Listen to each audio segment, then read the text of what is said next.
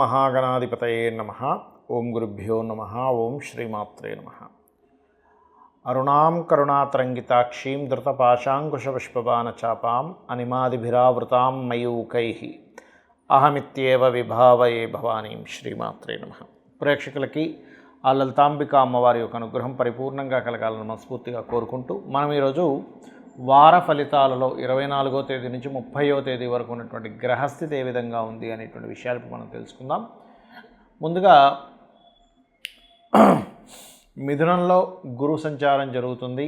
కర్కాటకంలో శుక్రుడు బుధుడు, సింహరాశిలో రవి కేతు చంద్రుడు కూడా అక్కడే ఉన్నాడు. కాకపోతే ఈ వారం మొత్తం కూడా సింహరాశి నుంచి వృశ్చిక రాశి వరకు చంద్రుడి యొక్క సంచారం జరుగుతుంది. అదేవిధంగా కన్యారాశిలో కుజుడు, కుంభంలో రాహు యొక్క సంచారము, మీనంలో వక్రించినటువంటి శని యొక్క వక్రగతి ఉంది.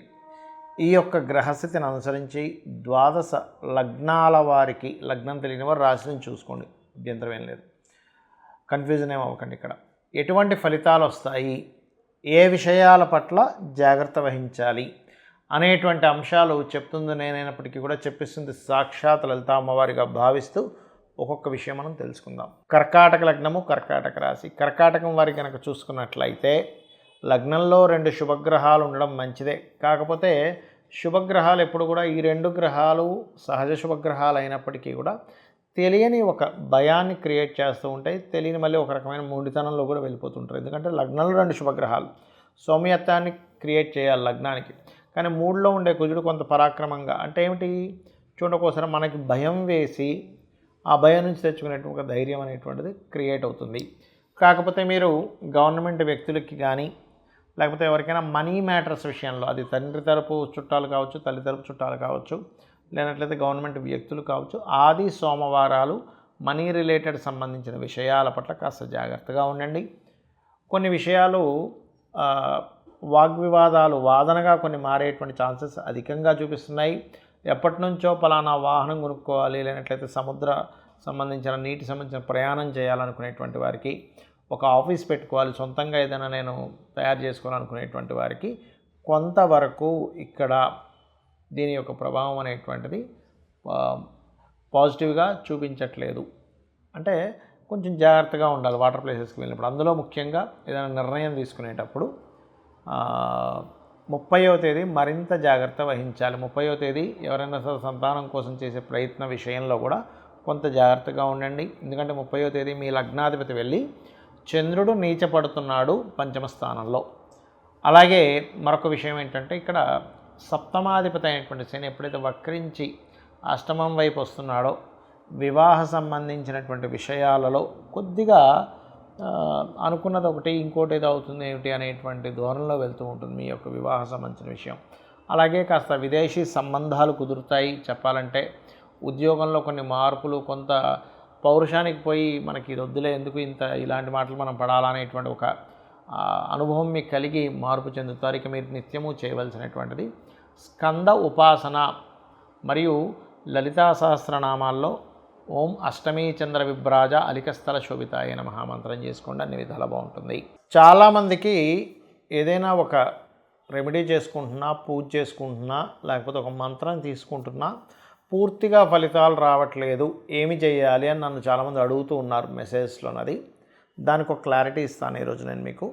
ఇక్కడ మనం ఒక విషయాన్ని పూర్తి క్లారిటీ తెచ్చుకోవాలి. ఏమిటది అంటే, మనం ఒక అనుభవం పొందుతున్నాం అంటే అది మంచి అనుభవం కానివ్వండి, అంటే మనం ఒక లాభాన్ని పొందుతున్నాం, లేకపోతే ఒక నష్టాన్ని పొందుతున్నాం, ఒక బాధని మనం పొందుతున్నప్పుడు ఇది ఏదైతే ఉందో ఇదంతా కూడా మొట్టమొదటిగా పూర్వజన్మల్లో మనం చేసుకున్నటువంటి కర్మ వల్ల వస్తుంది అనేది ఒక క్లారిటీ రావాలి. ఈ క్లారిటీ సరిగా లేకపోతే ఏమవుద్దంటే భగవంతుడు నన్ను పరీక్షిస్తున్నాడనో, లేకపోతే భగవంతుడు కష్టాలు పెడుతున్నాడనో ఒక రాంగ్ కాన్సెప్ట్లోకి వెళ్ళిపోతున్నాం. అస్సలు అది కాదు, గుర్తుపెట్టుకోండి. భగవంతుడు ఎప్పుడు కూడా మనల్ని రక్షించే పని మీద ఉంటాడు. ఒక సొంత తల్లి బిడ్డకి ఎప్పుడు కూడా హాని చేయదు. అలాగే పరమాత్మ కూడా ఏంటంటే మనకి హాని చేసే పని తత్వం అయింది కాదు, మనల్ని రక్షించే తత్వం అయింది. మరి ఇవన్నీ ఎందుకు జరుగుతున్నాయంటే పూర్వజన్మలో చేసుకున్న కర్మల వల్ల వస్తున్నాయి. మనం ఎటువంటి కర్మలు చేస్తే అటువంటివి.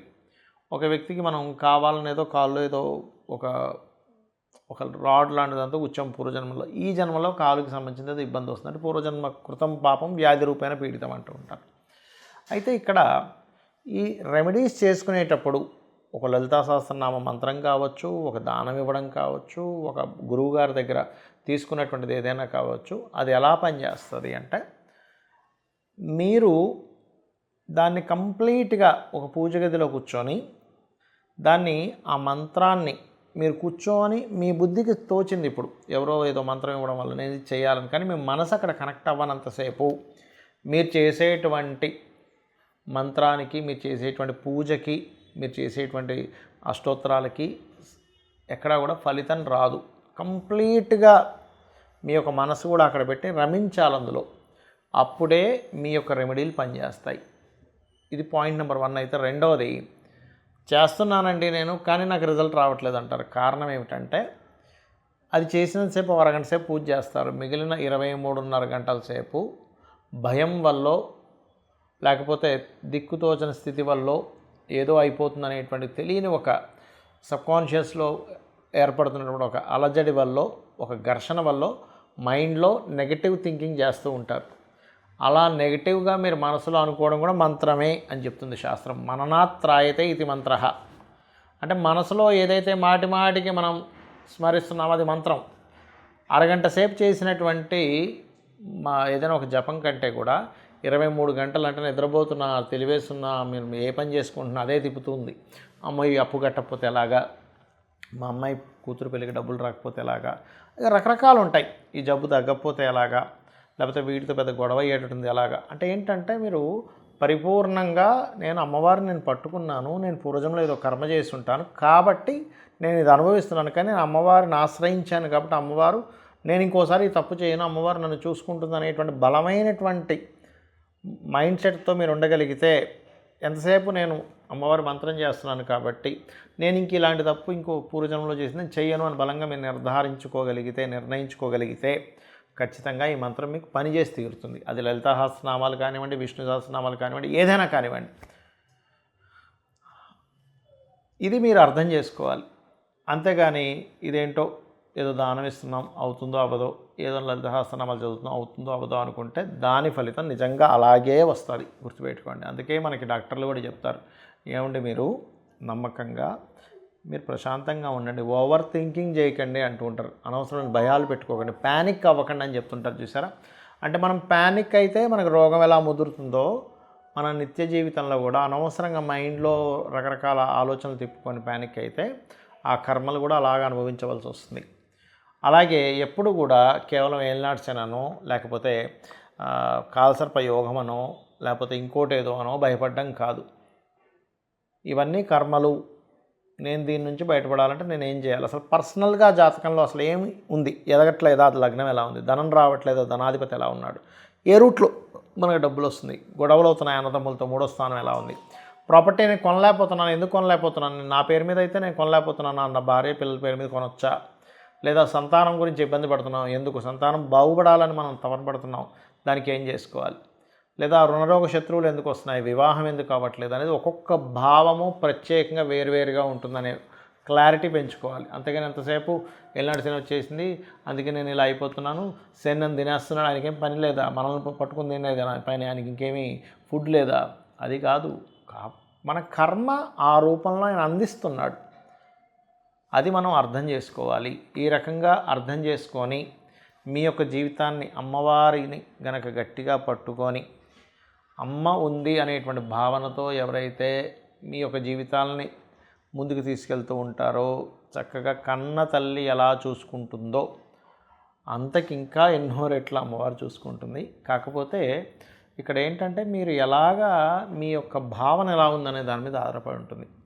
అరకొరగానో లేకపోతే సగం నమ్మి సగం నమ్మకుండానో మీ యొక్క కర్మలు మీరు అర్థం చేసుకోకుండా ఉంటే అది ఫలితం రాదు. శ్రీమాత్రే నమః.